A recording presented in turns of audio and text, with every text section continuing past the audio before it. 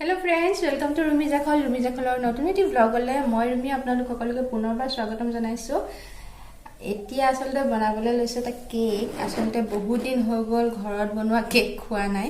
বনাইছিলো মাজতে দুদিনমান, কিন্তু লোকলে বনাইছিলো, নিজে খাবলৈ বনোৱা নাই। আজি ভাবিছো এটা কেক বনাম, বেছি ডাঙৰ নকৰো, একদম সৰুকে বনাম আৰু এটা কণী দিয়ে বনাম আজি। এই কাৰণে ভাবিছো কেকটো फेटी लो प्रथमे फेटी पाती लो तार बाकीखिनि काम কৰিবলৈ আছে কাৰণ ৰাতিপুৱা খোৱা বাচন এতিয়াও ধোৱা নাই মই। দুপৰীয়া খানা বনাবলৈ হৈ গল, ভাবিছো তাৰ মাজতে কামটো কৰি লও, কেকটো পাতি ললে তেতিয়া বাকিখিনি কাম কৰিব পাৰিম। আৰু মই লৈ লৈছো এতিয়া এটা কণী। এয়া তাতে দিম মই এই চাহ খোৱা কাপটোৰে আধা কাপতকৈ অকমান কম চেনি। আৰু এতিয়া এইখিনি গুলি মানে মিক্স কৰিম, যেতিয়ালৈকে চেনিখিনি গলি না যায় তেতিয়ালৈকে এইখিনি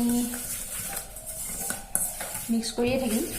এটো সকলোৱে জানে আৰু একদম সিম্পল ভেনিলা ফ্লেভাৰ বনাম। আসলতে চাহৰ লগত কিবা এটা ঘৰুৱা বনালে, ঘৰুৱা মানে কিবা এটা খালে ভাল লাগে। নিমকি বনাইছিলো লাষ্ট দিনাখন দেখাইছিলো আপোনালোকক ব্লগটোত, সেইটা শেষ হল খাই।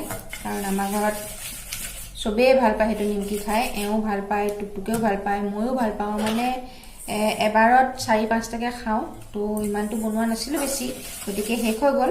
সেইকাৰণে আজি ভাবিছো যে আজি বনাও এটা কেক। একদম সিম্পল হ'ব, আইচিং ফাইচিং নকৰো, এনেই সিম্পল থাকিব, বাছ খাবলৈ কাৰণে চাহৰ লগত।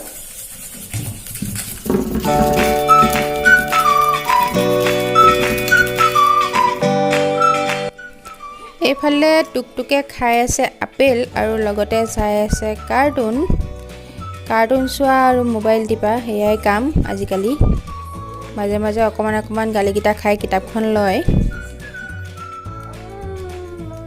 আৰু এইফালে চাওকচোন, প্ৰেছাৰ কুকাৰ পাতি থৈ আহিছিলোঁ পাকঘৰত, আৰু তাৰ মাত শুনি ধ্ৰুৱে কান্দিছে। ই কিয় নাজানো প্ৰেছাৰ কুকাৰ মাত শুনিলে কান্দে। মই দৰ্জাখন লগাই থবও পাহৰিলোঁ, আৰু তাকে এয়া টোপনিতে ফেকুৰি আছে।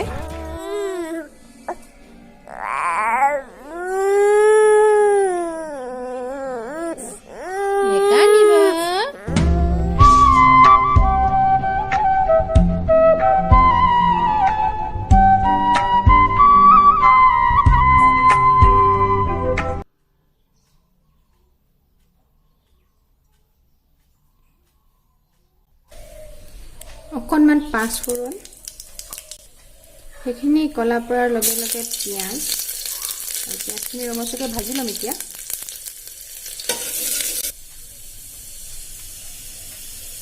এতিয়া দিম ধুই থোৱা দালিখিনি,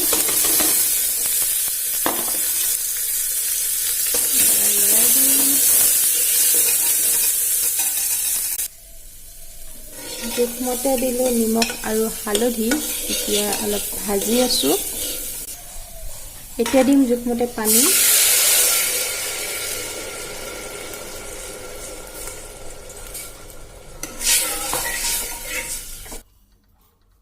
আৰু এইখিনি এতিয়া ঢাকন লগাই 3-4টা চিটি অহালৈকে ৰাখি দিম, আৰু দাইলখিনি ৰেডি হৈ যাব।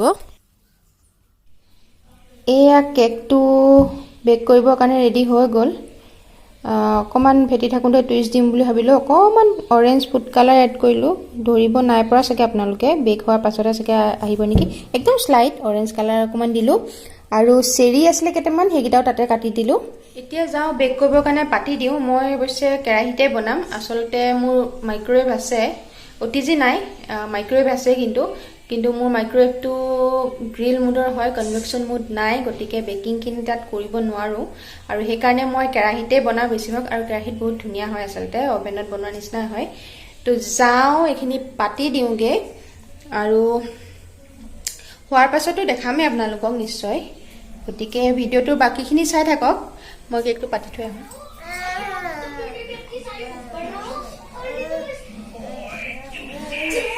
কেকটো পাতি থৈ আহিলোঁ, ভাত হৈ গ'ল। আচলতে আজি এওঁ নাই, এওঁ গৈছে গুৱাহাটী, ঘূৰি আহিবগৈ, ৰাতি হ'ব চাগে। কিন্তু আহোঁতে তাকে মা আহিব চাগে পাছবেলাকে, কাৰণ এহেঁত দুটাক লৈ ৰাতি অকলে থাকিবলৈ অকণমান ভয় লাগে। এনেই একো নাই, ভয় মানে বেলেগ ভয় নহয়, এহেঁতক লৈয়ে ভয় লাগে। অকলে মানে কি, লগ এটা হ'লে ভাল লাগে, আৰু কথা চথা পাতি থাকিবলৈ ভাল লাগে। এহেঁতৰ লগতনো কি পাতিম। লগ এটা হ'লে ভাল লাগে আচলতে, সেইটো কাৰণে মাক মাতি দিলোঁ, মা আহিব থাকিবলৈ। এনেই ভাতকেইটা বনাবলৈকে হ'লেও অকণমান সুবিধা হয়, সিহঁতক লৈ নহ'লে বৰ প্ৰব্লেম হৈ যায়। আৰু লগ এটা হ'লে এনেই ভাল লাগে আৰু সেইকাৰণে আহিব চাগে মা, পিছবেলা আহিব খালি। আৰু এতিয়া খানা বনাই হৈ গ'ল বুলিয়ে ক'ব পাৰি, বিশেষ একো বনোৱা নাই। দাইল বনাইছোঁ, দাইলতে আলু দি দিলোঁ, আলু দিবলৈ দেখাব পাহৰি থাকিলোঁ খালি আপোনালোকক। দাইলতে আলু দি দিলোঁ, আৰু এইটো দাইল খাই টুকটুকেও ভাল পায় বহুত, মোৰো বহুত ভাল লাগে।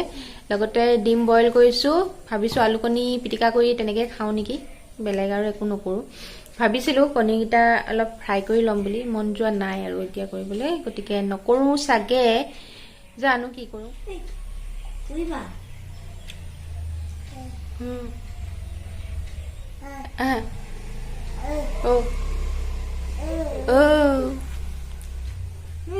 এৰি দিয়াচোন, এৰি দিয়া।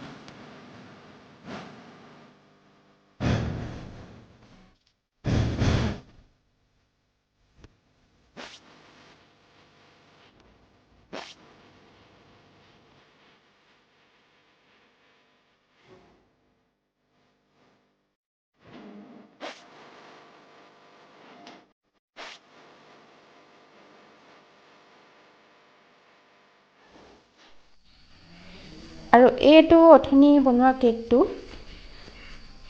ধুনীয়াকৈ হৈ গ'ল। এয়া চাওক, তলৰ ফালেও ধুনীয়া হৈছে, খালি বেছি নুফুলিলে। আচলতে মোৰ বেকিংটো কম আছিলে আৰু বেকিংটো অলপ পুৰণা হৈ গ'ল, সেইটো কাৰণে হয়তো বেছি নুফুলিলে। কিন্তু কেকটো ধুনীয়া হৈছে, মই কাটি দেখাইছোঁ ৰ'ব আপোনালোকক। কেকটোৰ সম্পূৰ্ণ ৰেচিপিটো মই নাই দিয়া, কিন্তু আপোনালোকে মোৰ চেনেলত যদি চেক কৰে, মই কেক লিষ্ট এটা এক্সট্ৰাকৈ বনাই থৈছোঁ, মানে কেইবাটাও ধৰণত কেকৰ ৰেচিপি দিয়া আছে, আপোনালোকে সেইবোৰ ট্ৰাই কৰিব পাৰে। বহুত ধুনীয়া ধুনীয়া ৰেচিপি দিয়া আছে, গতিকে নিশ্চয় এবাৰ চাব।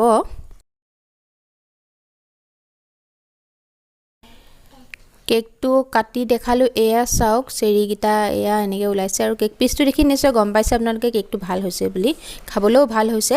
আৰু এইটো মই জাষ্ট এনেই খাব মন গ'ল কাৰণে বনালোঁ, বহুত বেছি মেহনতি কৰা নাই ইয়াত বিশেষ একো। আপোনালোকে এবাৰ মোৰ চেনেলৰ বাকীকেইটা কেক কিন্তু ট্ৰাই কৰিব পাৰে। Hello' friends, welcome back. এতিয়া লৈছোঁ সন্ধিয়া চাহ খাবলৈ, আৰু চাহ খাম অথনি বনোৱা কেকটোৰেই, এতিয়া কাটি দেখাইছিলোঁ আপোনালোকক। আৰু গাখীৰ চাহ, বিস্কুট, সিমানেই, গমেই নোপোৱা। তেতিয়া আমি চাহ খাই লওঁ, পিছৰখিনি দেখাই আছোঁ বাৰু।